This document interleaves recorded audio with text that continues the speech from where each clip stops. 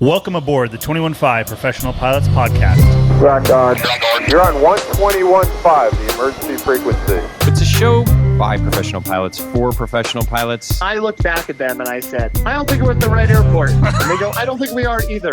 Each episode, we bring you fascinating conversations with industry experts. I think I should be a go-to on how to deal with 63, 64-year-old men. You're going to chase it like a dog chasing a school bus. But we're not just about the serious stuff. We're here to have fun. And I like to sit with pilots a lot of times. I always say they're better looking than Tom Cruise. It's a whole thing. The 21.5 Professional Pilots Podcast is your destination for everything aviation, whether you're cruising in the flight levels or just starting your journey.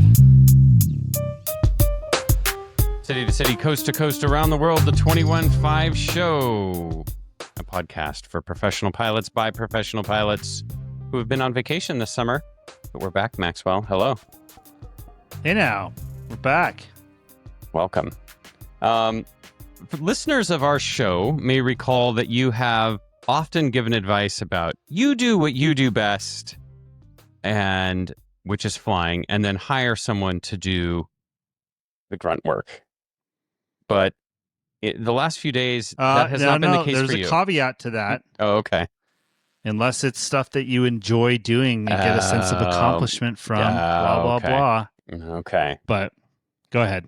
Max has been laboring in the heat the last few days. We barely have enough time to get this podcast in, so we're going to have to zip through. But you've been building a fence in the middle of July in Phoenix outside. Well, I had to change out panels of a fence I already built. And you can't get a dude to come out and put 3 fence panels. Like, it's just so. Anyway, yeah.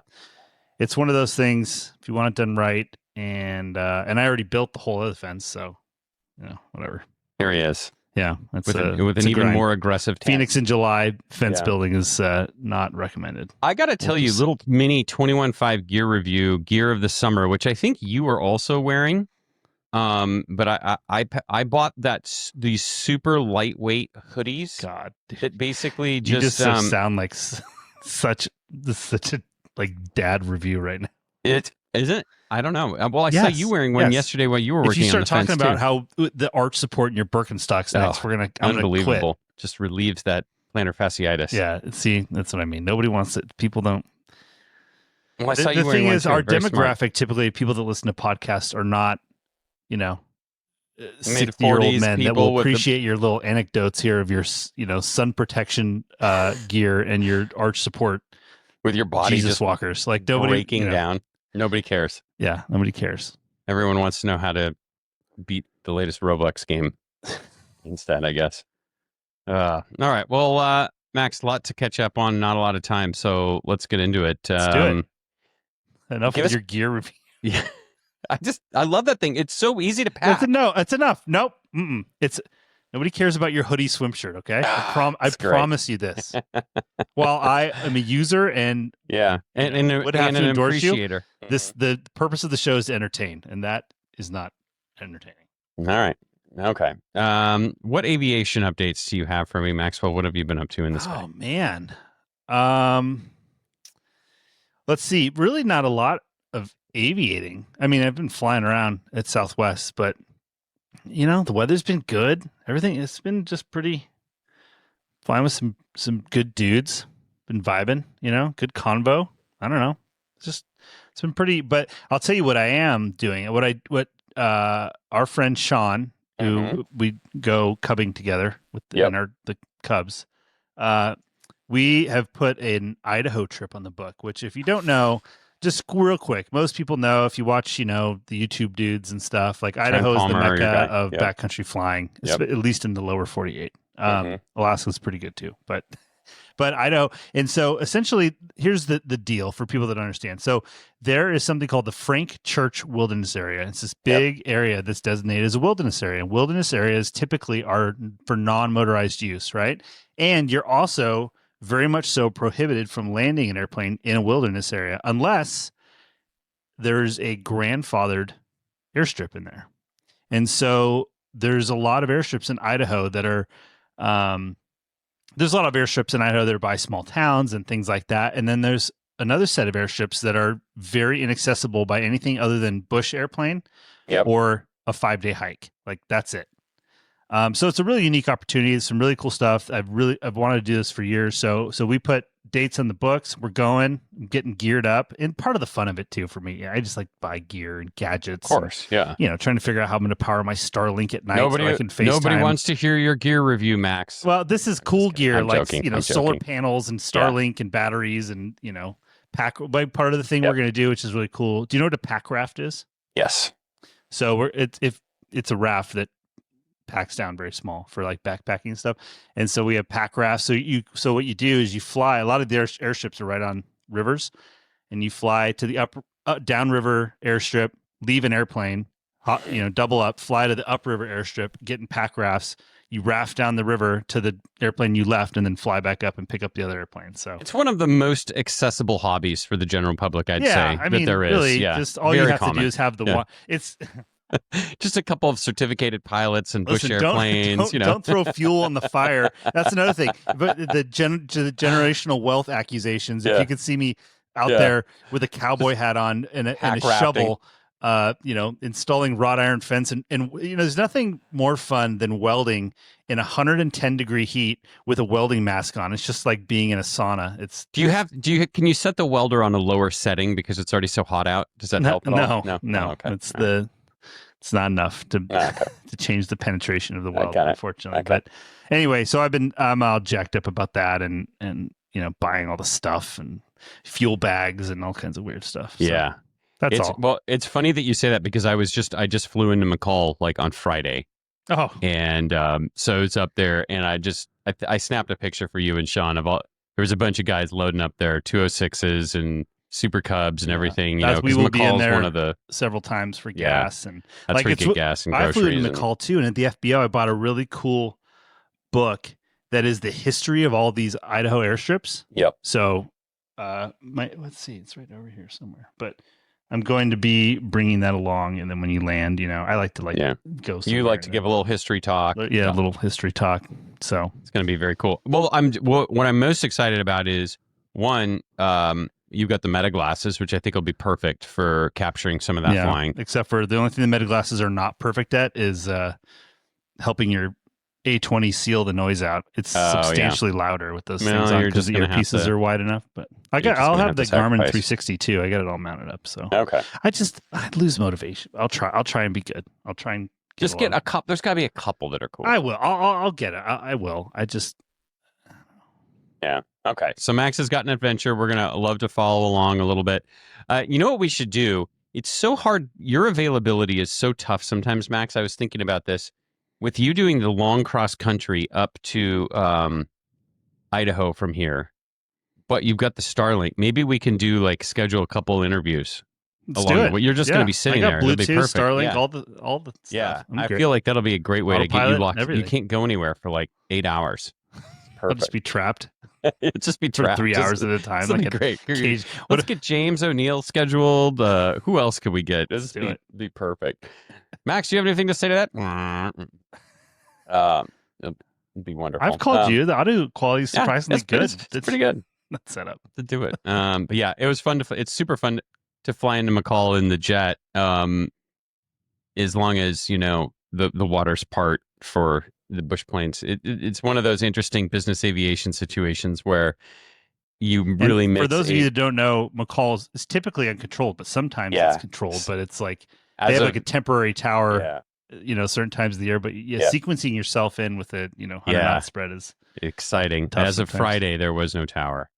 But yeah, we'll look forward to posting some content. If you haven't seen anybody do any flying in there, it is very, I would say, one of the most aspirational kind of pilot situations there is, to be able to get into that situation where you can we can do a little update from my 3-man backpacking tent on my cot, via Starlink again. That'll be perfect. My solar panels. I 3D printed stands, and I'm drawing it in CAD, and I'm like, what angle do I make these at? And so you Google what's the optimum angle for solar panels, and there's a specific angle for the your latitude and time of year. Oh my gosh! So you figure it had to make the angle anyway. You may as well optimize, right? Yeah, of course. So everything will be powered maximally. Meanwhile, the I'll people that blow fuse and nothing. I have nothing. Yeah, right. I'm fine with that too. Yeah. Meanwhile, the people that hiked in for 6 days to get to the same spot as you are just dying, blisters on their feet. You're using the solar panels to heat a hot tub, Listen, Hey! it's not the first time. We did one time when we were heli skiing. There was guys that had been skinning up the hill, all day, like the local dudes. And I remember flying right over, up to the peak where they've been hiking for hours, just to drop off, and you're like, huh. I can't believe we had lobster for lunch. Wow, that was glad great. those guys don't have a shotgun. Oh my gosh. Love it. Other than that, you know what I was just thinking about? We're I would say halfway through the busy summer travel season. This might be the first summer. I don't want to jinx it yet, but where we're over that, dude. The busy travel season is over. In the next for the 2 most weeks. It tapers off. It does taper off. I could just tell from the lines at Southwest Airlines. Yeah. For next month, they're But it seems to me the first year since COVID where we haven't had, knock on wood, a major airline scheduling meltdown or can you recall anything major happening? Mm-mm. No, I think everyone's kind of got their. Yeah, I mean the schedules are reduced this year. I mean, I think that the demand went down. Everybody knows that. And so I don't, dude. I don't think it's typically like the.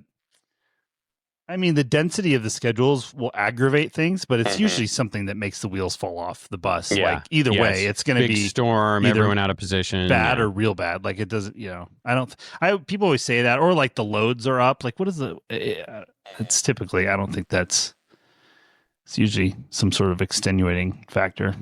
I think, but I don't know. Yeah, no, you haven't heard. It's been a good summer. Only thing so that's been in the news is the whole fuel shutoff situation. Yes, that was next on the list. We cautiously speculating about that in the last one, and did I? One of us said, dude, 2 engines don't just fail. Yeah, even with fuel contamination, at the same time, so. Unfortunately, yeah. I mean, from everything I've read, it seems fairly conclusive. I don't really see, I guess, any other scenario emerging, especially if you listen to the recorder and they, both of the pilots kind of, especially the captain was the one who actually flipped the switches, right? And the co-pilot says, why'd you do that? Yeah. And he goes, I didn't. So I don't know. I mean, I think as a professional pilot, and I would be curious to your take on this. You do build muscle memory, right? Of certain actions that you just repetitively do over and over. And I've seen people have written that they speculate it was, get the gear. And instead of the gear, he just shuts the engines off. And the thing is, just don't know if I buy that. Let's say theoretically that's a thing. Yeah. I think after you cut the fuel off to the first engine, you probably catch yourself before you grab the next one. There was 1 second apart. He shut the fuel shutoff levers off. So,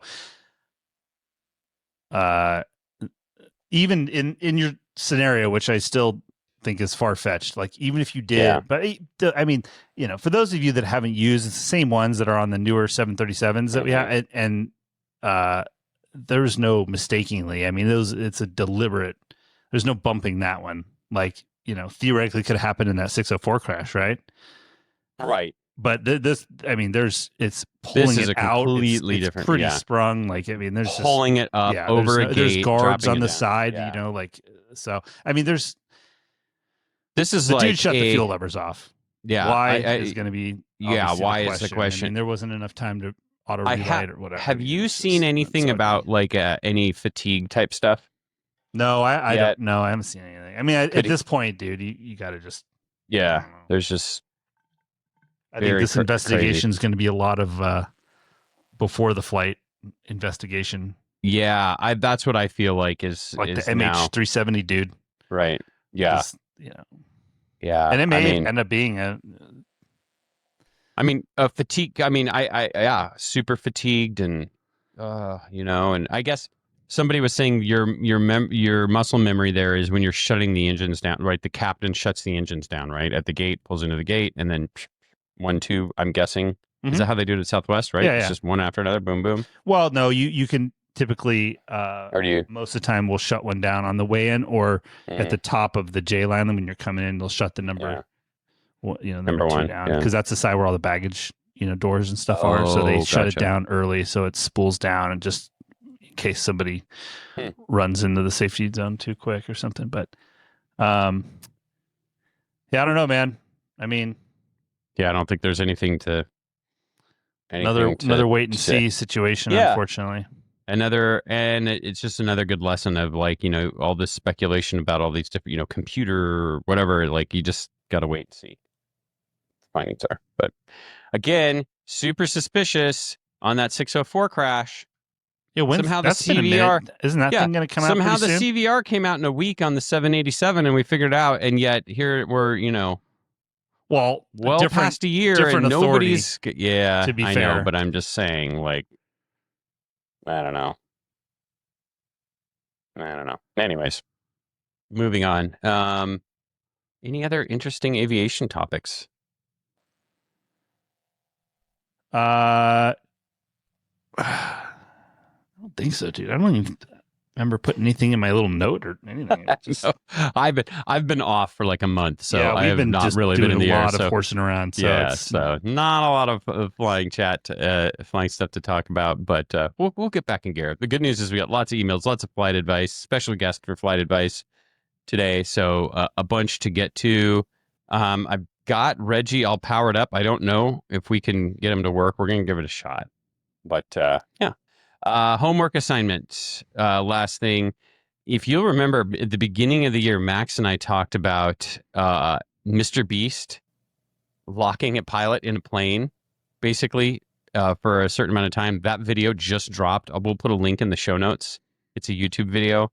And I've watched it. Max has not yet, so we can't quite talk about it. But take a peek, and we'll discuss it on the next episode. It was pretty interesting, fairly interesting, better than I expected it to be. The video, I'll say. cool. So, all right, on to the reviews, Max. A couple of good ones. I'll let you tackle the first one. All right. This show keeps me on the center line. As a professional Part 135 charter pilot, I enjoy the show weekly. I listen to it on my commute to pick up my tail.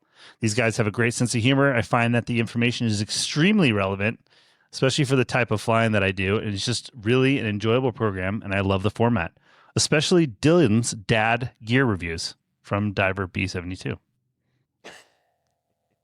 That's crazy. I can't believe you recognized your... What a coincidence.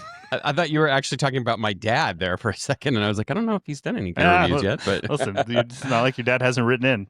Hey, my dad out there, 21.5 evangelist, as you know. Still promoting? Still out there promoting. Ran into another listener out there at the airport that he handed a business card out, and he took the card and he walked away, and then he came back and found him, and he's like, no way, I love this, is my favorite show. And so I think they got a picture together. It was pretty cool. So continue to, especially if you're on the Portland to Dallas or Portland to Phoenix routes, keep your eyes open. He's out there with cards and stickers. All right, next review says, slaps harder than a Skyhawk door. If you've ever had to seek shoulder repair surgery due to repeated door closings on a 172, you know what I mean. Dylan, Max, and the gang keep this show risen right along, from the banger guest host Reginald to the cast of amazing Diamond Dogs. You won't be yawing off into horrible side slip. No cap, and that's from Trigger 3001. See, Excellent. To my point, Homeboy is not wearing Birkenstocks. We'll just say that.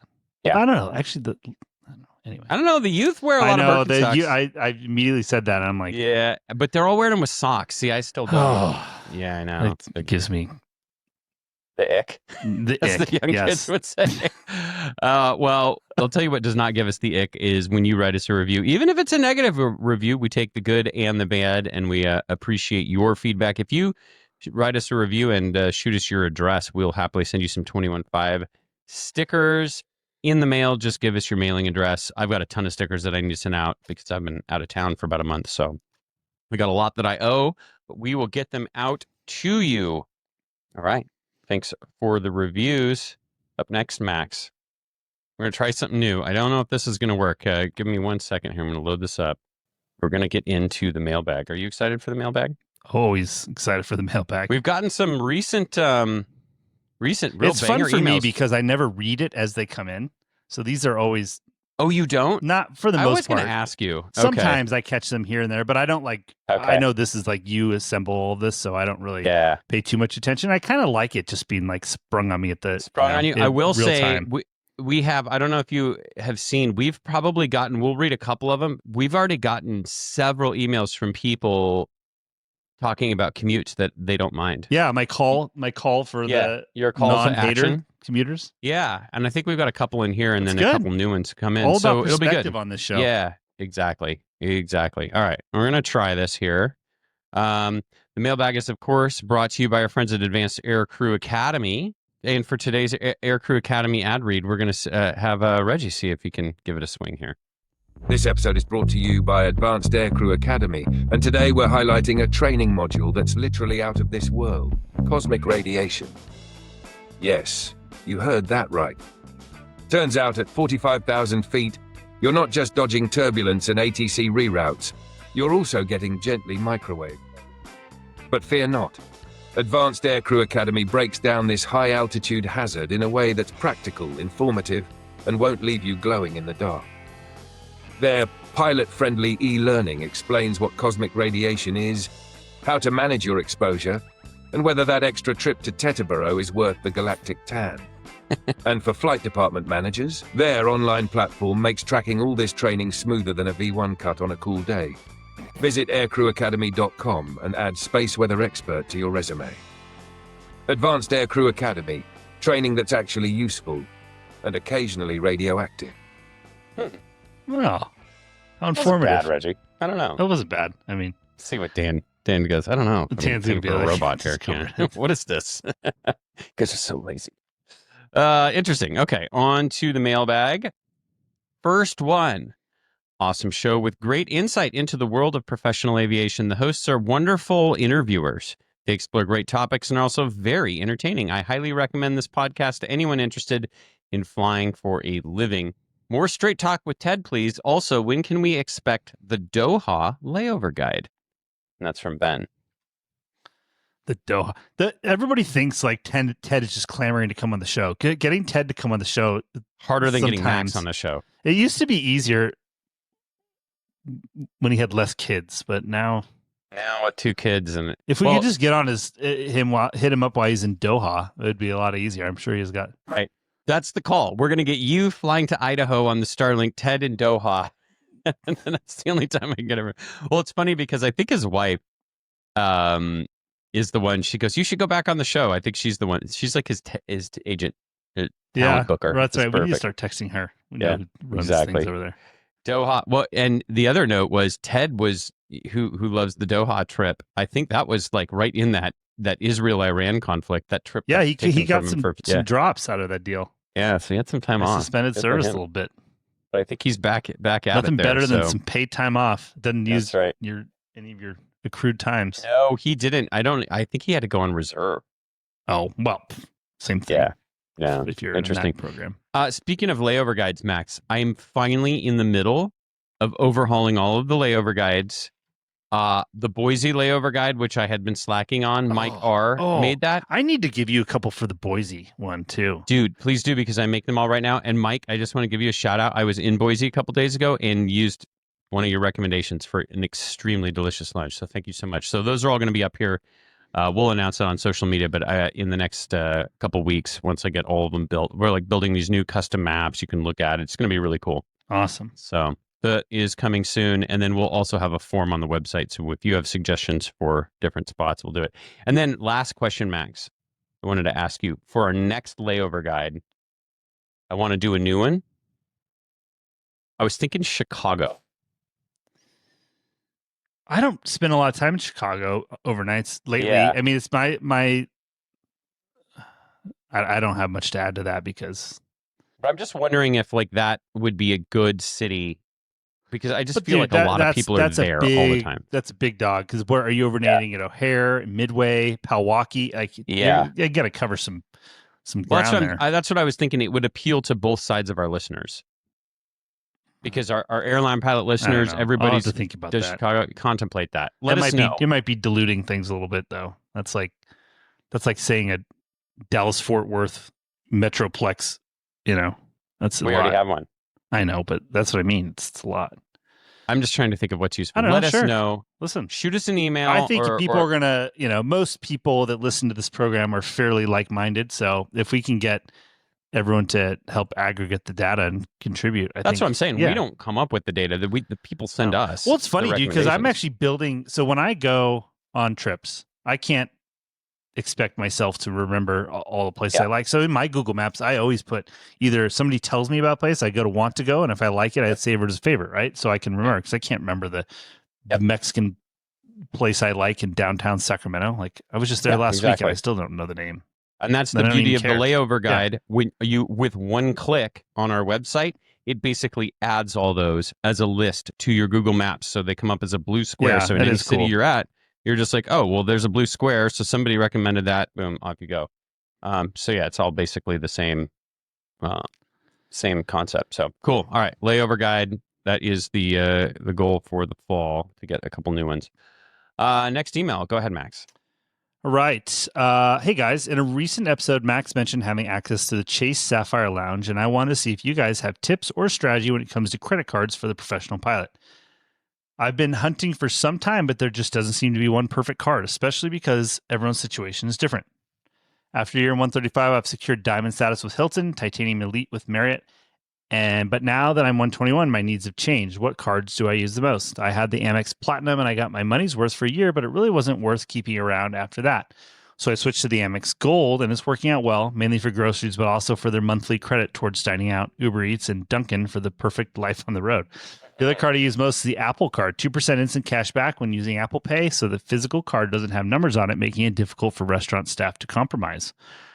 While I have a number of other cards, those are the two I use the most as a pilot. I was also been added as an authorized user on a friend's City Advantage Executive Card, which gives me access to the Admirals Club for just $175 a year. I'm considering picking up either the Chase Sapphire Reserve or the Capital One Venture X, but also the Robinhood Gold Card simply for the 3% cash back on everything. But what do you guys think? Also, Max, didn't you have a trick to getting points at a Marriott as a 121 pilot? Was it charging something small to the room, but paying with your personal card? Thanks for reading this. I'm looking forward to hearing your thoughts. And that's from Mike. I'll go first because I feel like your credit card knowledge runs much deeper. But I use the Chase South. He's right. You have to have a card that for your use. And I travel a lot outside of work. So the Chase Sapphire Reserve is great for me because I buy, for important trips where I buy airline tickets, or for my family and for hotels and rental cars and stuff. I use all the points because it is, as you've told me, that is the most efficient. You have to use the points for travel to get to maximize those. But another one, I was looking for one for my wife, and you told me that Amazon. We spend quite a bit of money on Amazon, as I'm sure most people do. So that one, what's it, 2% back? Or no, 5% back. 5% back, which you said was like a no-brainer. So I got that one because I buy a lot of stuff on Amazon and travel a lot. And then the Sapphire Reserve also gives you the is it called Priority Pass? Right? To get into other clubs, which is nice. If you're at work, they let you in uniform. Some you have to, have a boarding pass to scan. Some they just scan the card.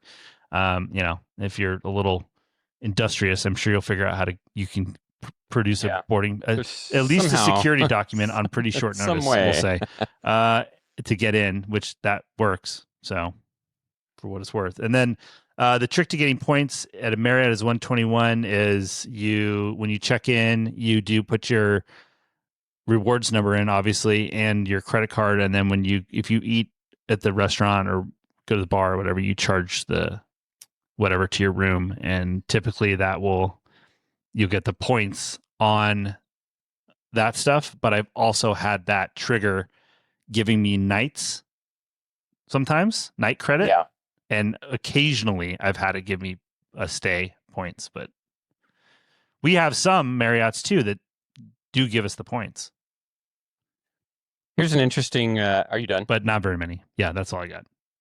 Interesting fact that I saw that I have not fact checked, but I believe it.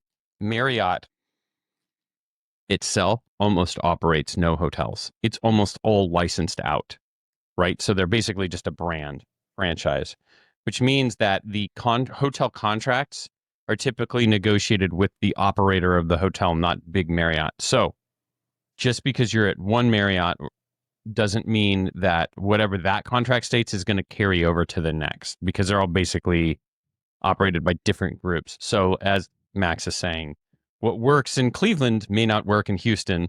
But I would say when you're checking in, always give them your number at the very least. Yeah, you never know. I mean, that's easy to say, but sometimes long like day, they just throw the clipboard at you and there's some keys right. and you fill out the thing, grab your key and go. And do you want to wait around, like be like, oh, can I put my Marriott Especially rewards there's a line. number in? Yeah. And I've really gotten out of the habit now of like eating dinner at the hotel. I try and unless it's a real compelling reason to. But I would say this: if hotel status is really important to you, and you're a 121 pilot, you can get the Hilton, I believe it's called the Hilton Aspire credit card that gets you diamond status just for paying the annual fee, which is steep. It's maybe $400 or $500. But that's probably your best bet. Instead of like, you're probably not going to hit, titanium status, get, 75 nights or whatever, through just airline stuff. Like, it's probably not likely. yeah. Well, the other thing too about the credit cards that you just made me think of is like the Sapphire Reserve fee is like wasn't like $750. Yeah, or something. But if you utilize it for travel, it makes a ton of sense. You get it all back because there's a travel credit and plus all the other benefits and primary insurance coverage for rental cars. Yeah, there's a ton of, lift pink, it's just a lot of stuff that I would say, and the DoorDash. I think the DoorDash is a great, especially for airline pilots on the road getting food delivered. Yeah, because I get a credit every month on DoorDash too, and like. The quick answer is the Chase Sapphire Reserve if you can stomach the massive fee, but there are some credits. But really, if you really want to take a deep dive, we're not your guys. Like, you need to go to the Points Guy or Frequent Miler and like really dive in and check out their websites and figure it out. But for the simple answer, we got to move on. We keep getting these credit card emails every episode. Not the experts here. All right, next email says, "Hey guys, was listening to your recent show when you were giving advice to the guy with the 10-year plan. This was the guy that was getting out of the military and only going to fly for 10 years. Side note, one of you mentioned that you wanted to hear the other perspective about commuting, and I am that guy. Okay, this is somebody that enjoys their commute, Max. Here we go. I live about 100 miles away from Seattle and have been based in both Phoenix and LA over the past 4 to 5 years. Southwest aside, most lines are commutable on at least one side, if not both. As someone in the bottom 10% of lines, I only spend about 2 nights a month in base. The bottom line is you need to have a legitimate reason to commute. That time going back and forth isn't my favorite by any means, but I remind myself of the incredible community I have around my wife and soon-to-be children, the peace and quiet of living in the countryside, and unspeakable beauty of the Pacific Northwest. Like you say, flexibility is the key to air power, but flexibility always comes at the expense of convenience. We get to live anywhere we want, but that means sometimes you got to go a long way to work. I refuse to use the new words, but the podcast is in fact great. Keep up the good work. And that's from Keith. Keith might like great your perspective. hoodie, swim shirt. Yeah, Keith. See? It's so lightweight, 50 SPF. Keith, you're going to enjoy it. The thing that always I'll never understand, like he makes a good point. Like you have to have a real important reason. To me, it's a cost benefit analysis, right? It's as simple as that. But like when all the airlines were hiring, like rapid, just recently when you could, if you were qualified, you had a very good chance of getting a job at whatever carrier you wanted. I'll never understand why, if you live in Salt Lake, why did you come work at Southwest? Or like, if you live in Phoenix, why did you go get a job at Delta? Like, it's such a huge thing to condemn yourself. If that's assuming that's where you wanted to live. Like I know people that commute now all to the wrong airline. It's like, dude, like, yeah, I get you wanted to work here or whatever, but who cares? Like, time is the prime asset. Here's what it is. This is what it explain is. this to I me. mean, it's like a perfect example. We have one of our good college buddies, lives in Salt Lake, but flies for United. There is the term is sunk cost fallacy, but it's not a fallacy. It's a sunk cost of he got hired before you could get hired at any airline. Well, that makes sense. That's why I said that caveat. And then at some point you have a certain amount of seniority. I think the real thing is the seniority, right? Well, it's another cost benefit analysis. Yeah, when you used to fire everything out and you took whoever bit first, that's a different story, I think. And then you get to a point where if you know, you're at the point of no return. And what that number is, that's really the question is, if you're 6 months in at United, but you could get hired at Delta, that probably makes sense to go. Depending on how old you are too, right? I mean, there's a lot of factors. Right. But if you're 2.5 years in, then for sure. You're kind of, you're locked. So I think that's what happens to some people. And I mean, the other thing to your point, yes, there are factors of also, I think, I knew 9 people at Delta, so they were all going to write me a letter of rec, Sure. Like, I get it, dude. I just, I would have a very hard time waiting in line at KCM with all these homeboys that just drove in that are just going to walk right to their jet and start their trip, and knowing I had to commute and like potentially grab a hotel. Like I'd be like, oh my God, dude, that would be a tough reminder. Now, if you're commuting out of, Boise, it's probably a little easier because you don't have to watch that. But I hear you loud and clear. What's next? Just listen to you guys talking about doing your CFI renewal rides with Seth Lake. If you've never done a check ride with someone it's a blast. Just focusing on the flying with no jitters. My private instructor did my check ride after the 3 hours of prep with someone else. Then my instrument instructor, who's also a Southwest captain, became a DP and did my commercial ride. Southwest must really make it easy for guys to be DPs on the side. Good luck, Nicholas. Don't disagree. Fun to fly with someone Probably the only check ride I've ever looked forward to, I guess. Yeah. Just need to make sure you know your stuff. Yeah, right. Okay, last one. We got a cool photo from one of our listeners, Rob. And it's a picture of a couple guys on this like really cool catamaran, maybe in the Caribbean. Big like private yacht type thing. It says, this guy got me hooked on 21.5 3 years ago. Listened to every episode. Now I'm a Southwest pilot and he's a Part 91 corporate Gulfstream pilot.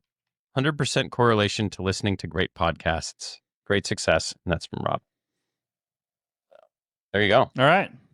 Just got to invest 3 years in the show, and that could be you. Sweet. It's good. Let's keep it moving. Okay. Let's keep it moving. I'm losing my buzz. What movie is that from? We got Okay. 4 Christmases. Oh, It's so good. Such a good movie. Thanks for the great email, Rob. That's going to do it for the mailbag. If you want to participate in the conversation, you know what to do. Shoot us an email, info@215podcast.com. We'll be happy to share your thoughts with the listeners. All right, Max. Flight advice, of course, brought to you by our friends at Harvey Watt. HarveyWatt.com is the website where you can find all of the information for the many offerings they have for professional pilots like Max and I. We're both customers. We both are covered. Life insurance, loss of medical insurance. You've got to protect yourself. Life is fragile. Your medical certificate is fragile. Harvey Watt knows what they're doing. They cover over 70,000 professional pilots around the globe. Check out their website. Use their custom tool to get yourself a quote. It is the biggest no-brainer for professional pilots. All right, Max, I'm going to call our special guest for our flight advice, and we'll get things going. You ready? Yep. All right. Hello, sir. All right. Special guest, James Onieal, Raven Careers. Hello, James. Hey, dude, I'm on the move to Oshkosh, man. I'm in northern Indiana. This guy. Oshkosh is going to be hot in a turtleneck, James. Do you have like a sleeveless turtleneck you can wear as you walk around amongst the crowds? Right in on him. Well, it may be hot in a turtleneck, which is why I wear a tactical turtleneck. It's wool. It's very breathable. Good for I you. love it. Yeah. Yeah, it wicks. It wicks. All right. Well, look for the 6'8" red-haired guy at Oshkosh if you're going to be there this week, and James will be happy to shake your hand and I don't know what else. Do a free resume review. I don't know. Oh, dude, there'll be plenty of. If you have an airplane there, I'll be crawling around to ask questions.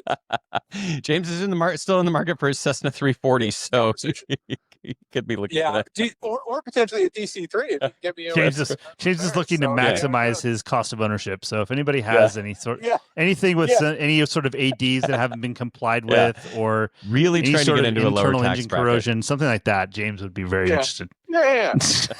Wing spar issues. All right, James. Well, you got a personal shout out in this email, so we thought this would be a good one to read for you. And this comes from Khaled, and the title of this says United Internship, Part 135 PC-12 or Aerial Survey. He says, "What's goody, my gang? I'm a 21.5-year-old independent, unemployed CFI and commercial multi-engine pilot based in DFW. I've been listening to your show since I was a high school senior getting my private pilot's license. It's by far my favorite podcast." Oh, we overtook Joe Rogan and Logan Paul, he says. Whoa. Yeah, big. I've logged 675 hours total, including 200 dual given and 50 multi, and I graduate this December with a BS in aviation science. So it's online, so no restricted ATP. He doesn't get that. He says, I'm not in a cadet program. I naively bought into the anti-cadet talk back in 2023. In hindsight, I should have jumped on SkyWest early. Now I'm chasing down PSA and Piedmont with emails to get noticed. In addition, my university has 0 partnerships for some odd reason. The market's tough. Even CFI jobs are scarce. I spent 4 months at a 141 school before stepping away for personal reasons, and I have been freelancing and sinking thousands into time building in a Cessna 150. That said, I've built some solid leads.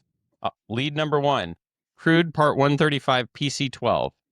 Shout out to Joel.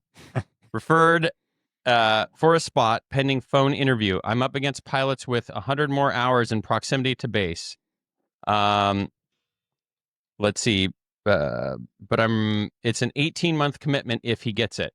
I'd be flying about 50 hours a month, and I'll have the ability to supplement with a Cessna 150 for hours. Option 2, aerial survey, 172 or Aztec. October 2025 to May 2026 commitment. It's seasonal, but I'd reach ATP mins by May. Aztec requires 10 extra hours at my expense for insurance, but might aim for the Cessna 172 since they fly more hours anyway, and I don't want to pay $3,000. Should I, though? Question mark. Option 3, United Flight Ops internship. I didn't land the summer semester spot, but kept in touch with my interviewer, a United base chief pilot. Flew out to interview him podcast style for a school project, and I'm posting it to LinkedIn. He's helping me try again for fall. This round is less competitive, and I've been putting myself out there on LinkedIn to boost my odds. I'm considering buying Raven Careers all-you-can-eat package to stay interview ready. I don't know about that package, but it sounds good. It sounds delicious. We call it concierge, but we will send a meal to your house. Okay.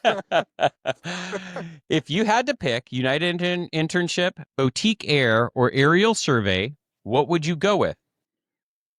Okay. This is a really good question. Yeah. And I ran into a very similar situation back in 2004. So obviously 9/11 happens. Everything takes a dump. 2004, everything starts recovering. I'm in college. A bunch of my buddies at that point, it was the Continental internship, but now it's the United internship. And in my mind, I'm going, you guys are idiots for doing this internship. I mean, they're never going to hire you. Like, all the mergers hadn't gone through yet, right? So it looked like it would be 20 years before you get hired by a legacy. And so in my mind, I was like, man, that's a horrible idea. Yeah, who do you think the first guys were to get hired by Continental and United? All the guys that did the internship. And so there are a couple of, so obviously each of the options he has on the table, right? The PC-12, the aerial survey, or the United, they all are really, really, really strong options that have really, really, really great opportunities. That's what makes this actually tough. And so I'll pick them apart one by one, but the internship one's really, really interesting. And there's a couple of variables on that people typically miss. So yes, flight time is great, right? Love to get total time, love to get PIC time, turbine PIC time, multi-engine time. That's all great. But the problem is, go out on the internet and take a look at how many people have thousands of hours of flight time and they can't get a phone call. The reality of the situation is it's the marriage between getting the qualifications and skills with who you know.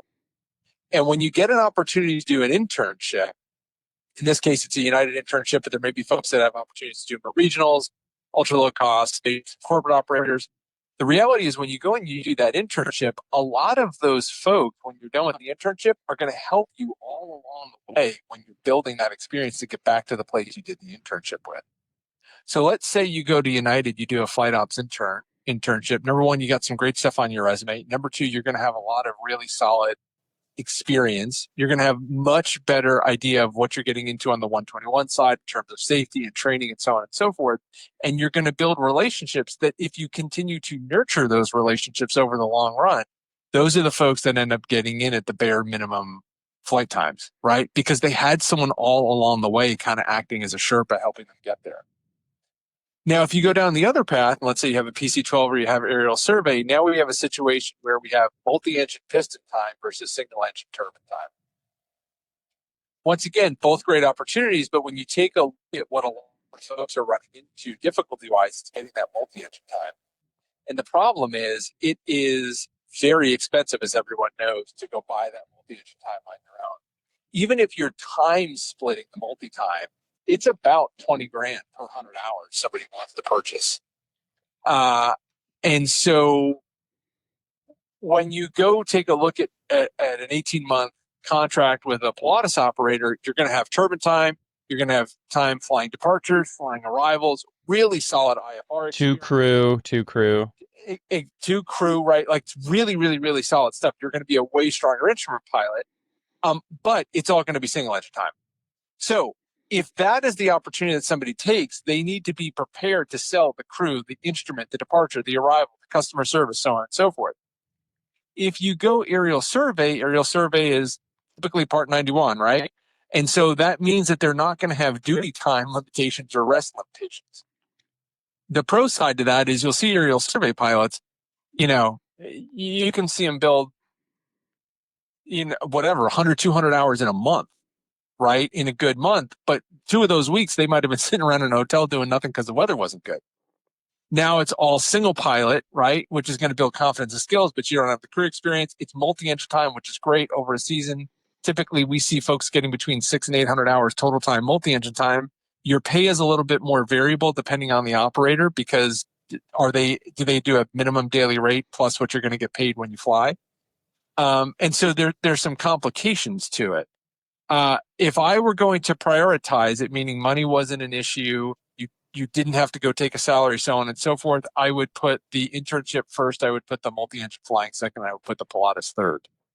Having said that, if it's one of those where, look, I really want to get out, I really want to go do the flight time, maybe you don't get the internship, right? Then you've got to ask yourself, do I need that steady income where when I fly the Pilatus, I basically know what I'm going to make every month? Or can I take the risk of doing the aerial survey where my income is going to fluctuate? But also, once again, you could be, depending on the operation, some of them will do a certain amount of days out, certain amount of days home, but some of them will send you out on the road for 6-7 months straight. Yeah. So there's some family variables that kind of go into that. But this is a really, really, really good question that when we sit down and we work one-on-one with folks, we go through all these individual variables because there are some personal, professional, and financial costs to each of these.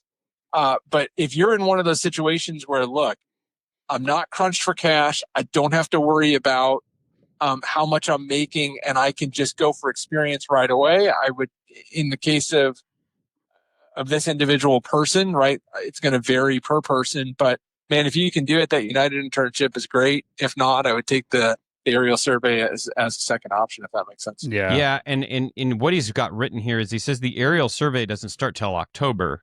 A fall internship is going to start before then.